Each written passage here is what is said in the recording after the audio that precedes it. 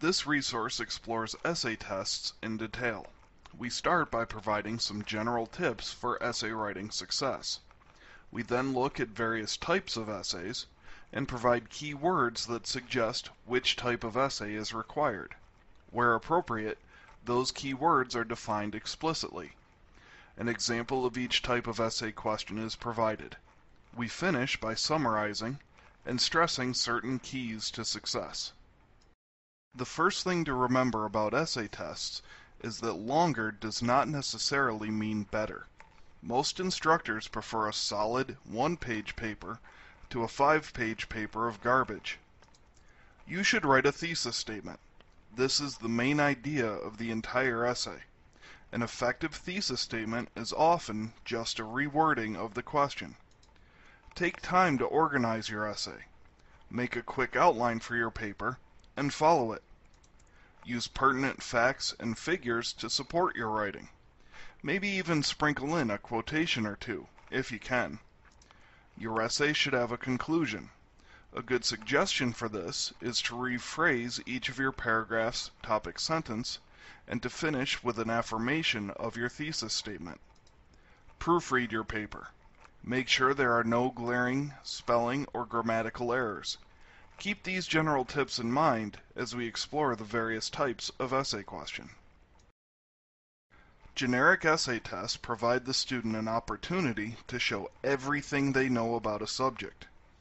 Key words that indicate a generic essay are discuss, describe, explain, or analyze. The teacher is looking for a depth of your understanding, so you want to go beyond simply providing facts. You want to provide details and provide good support for any statements you make. Try to tie topics together. Don't let your paper go off on tangents. Stay focused on your thesis. An example of a generic essay question would be, discuss the importance of self-motivation in taking an online course. Comparison essays look at 2 or more different topics. However, how you write your essay depends on the key word from the question. Compare and relate both mean to show how the topics are alike. Contrast asks you how the topics are different. Often, comparison essays ask you to both compare and contrast. For example, compare and contrast the techniques necessary for success in taking an online or on-site course. In your answer, you need to specify how the topics are similar, compare, and how they are different, contrast. This type of question is relatively easy to organize. Provide some general information in the introduction. Compare in the first body paragraph. Contrast in the second body paragraph. Then do an analysis of whether the topics are more alike or different in the conclusion. Some essays simply want you to provide facts with little or no analysis. However, these essays tend to want very specific answers. Some of the key words signify slightly different expectations from the answer. Illustrate means you should supply an example that shows the topic in action.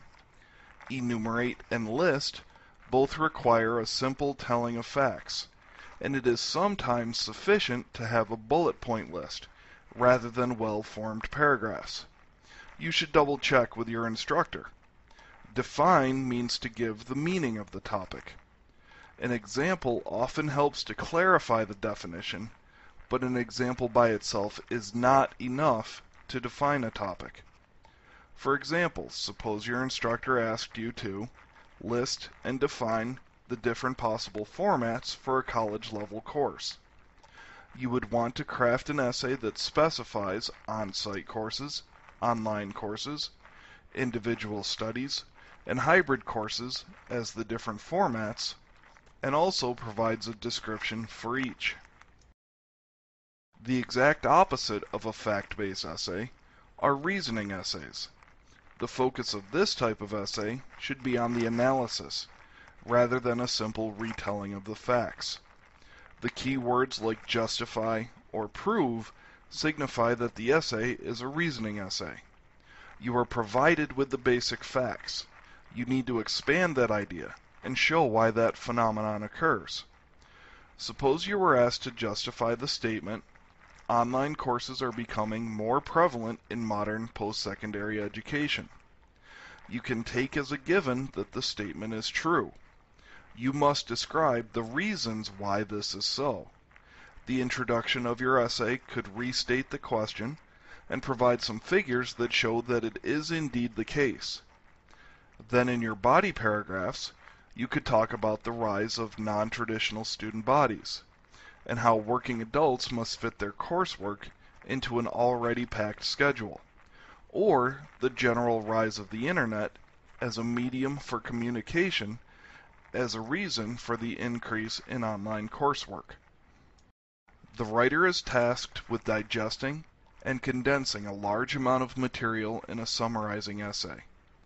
This type of essay is similar to a fact-based essay, as deep analysis is not required, but the organization of the essay is a key factor. There must be a good logical flow to the paper. Again, the key words require specific types of answers. A paper that must diagram needs to identify and explain the major components of the topic, as you would if the question asks you to summarize. A special form of a summarizing essay is one that asks you to interpret. In this form, you want to put the topic into more understandable terms.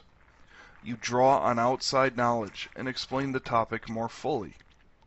An essay that asks you to trace is looking for the chronological progression of the topic. Suppose you are asked to trace the development of the modern college setting. You would look at higher education throughout history, likely starting in classical Greek times and progressing through time until you reach modern times.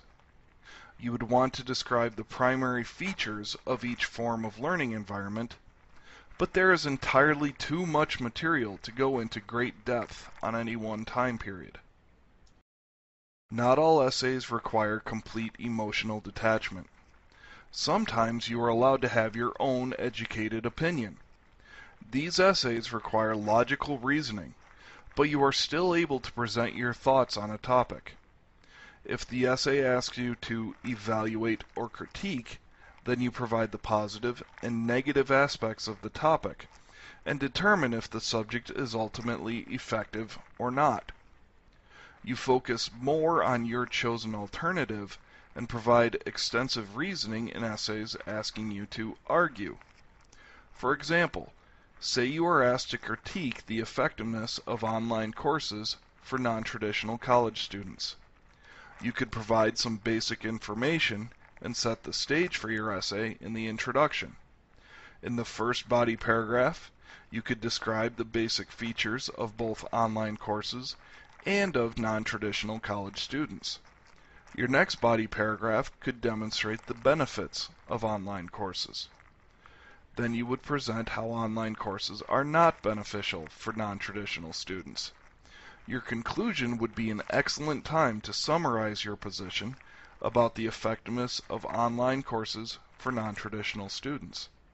When writing an essay, remember to be concise.